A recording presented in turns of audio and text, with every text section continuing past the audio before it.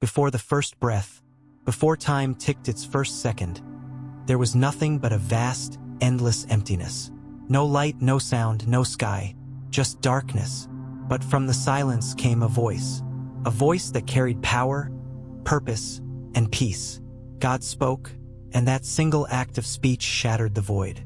Let there be light, and there was light, not a flicker or a spark, but a radiance so pure it divided day from night, good from evil, the beginning from the void. The God who created the heavens and the earth from a formless, dark void had begun his masterpiece. From the very beginning, he showed us that his voice alone can bring clarity to confusion and beauty to barrenness. God didn't stop with light. He carved the sky above and stretched it like a canopy over the earth. He commanded the waters to retreat and dry land to emerge. Rivers began to flow. Mountains rose. Valleys dipped low. The Creator wasn't just building a world. He was composing a symphony of sights, sounds, and rhythms. He spoke and trees rose, bearing fruit of every kind. Mangoes, figs, olives, grapes, all given freely to sustain life. The earth turned green with grass, wild with flowers, vibrant with vines. It was a garden, yes, but more than that, it was a declaration of his love for life. Next, he hung the sun in the sky, not too close to burn us, not too far to leave us cold. He placed the moon to govern the night and studded the darkness with stars. Some for light, some for wonder, all for signs and seasons. He built time into creation so that we would have rhythm. Morning and evening, work and rest, planting and harvesting, a divine pulse set into motion. Nothing was accidental. Everything had intention. And that same God who scheduled the sun still ordains every moment in your life today. Then came life in movement. Birds filled the skies, each with a unique song. Some soared in silence, others chirped with joy. Beneath the waves, sea creatures danced. Great whales, tiny fish, mysterious creatures we still haven't fully discovered. On the land, lions roared, deer leapt, elephants trumpeted, rabbits scurried. Creation was alive, vibrant, and harmonious. And yet, something was still missing. Creation had rhythm, but it lacked relationship. So God did something personal. He knelt. He gathered dust from the ground, shaped it carefully. Eyes, ears, hands, feet. Then, for the first and only time, he did not speak life, he breathed it. The breath of God entered the form, and Adam came alive. Not merely as another creature, but as the image-bearer of the Creator himself. Man was formed from the earth, but animated by heaven. He opened his eyes in a world freshly born, with colors untouched, air unpolluted, and a heart yet unbroken. Imagine that moment, his first breath, his first blink, his first look into the face of God. God placed Adam in the Garden of Eden, a sanctuary designed for communion. Eden was more than a place, it was the presence of God. Rivers flowed from it. Trees bore endless fruit. There was no hunger, no fear, no shame. God gave Adam purpose. Work the garden, care for it, name the animals.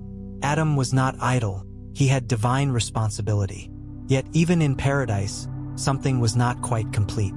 God looked at Adam and said, "It is not good for man to be alone." Every creature had a partner.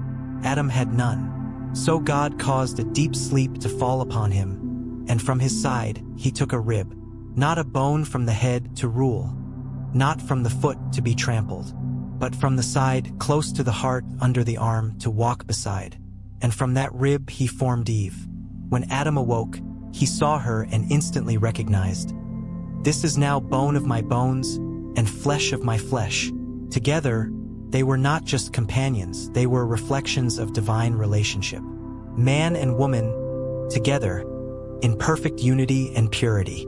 No secrets, no lies, no masks. They walked with God, spoke with him, laughed with him. No barriers, no guilt. Can you imagine? They were naked and felt no shame. Not just physically, but emotionally, spiritually.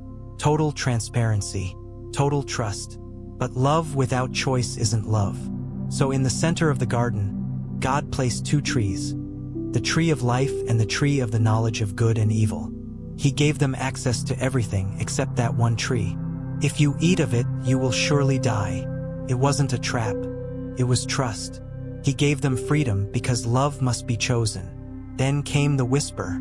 The serpent, more cunning than all the beasts, slithered in with subtlety. He didn't shout, he questioned. Did God really say?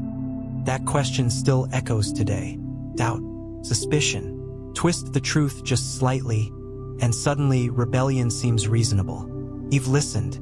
She engaged. We can eat of any tree, just not that one, she said. Or we'll die. You will not surely die, the serpent hissed. God just knows that you'll be like him if you eat it. Pride, temptation, the promise of being more than what God already made her to be. She looked. The fruit was beautiful, desirable, and she ate. She gave some to Adam, and he ate. Instantly, the shift happened. Their eyes were opened, but not to glory, to guilt. They saw their nakedness, not their bodies, but their souls. For the first time, shame existed. They sewed fig leaves together, trying to hide from each other and from God. They heard his footsteps. The same sound that once brought joy now brought fear. They ran. They hid. But God called out, not with anger, but with heartbreak. Adam, where are you? He knew where they were, but he wanted them to know where they had fallen from. Adam spoke. I was afraid, because I was naked. God asked, who told you that? And so the unraveling began. Adam blamed Eve. Eve blamed the serpent, but no one took responsibility. And yet, God still responded. He cursed the serpent to crawl. He promised Eve pain in childbirth and brokenness in relationships. He sentenced Adam to toil and sweat. Death had entered the story, not just physical but spiritual. And the greatest tragedy? Separation. They were cast out of Eden. Cherubim with flaming swords guarded the way back to the tree of life. Paradise was lost, but even in judgment, grace whispered. God made garments for them, sacrificing the first animal to cover their shame. Blood was shed to hide what leaves could not. It was a sign, a shadow, promise.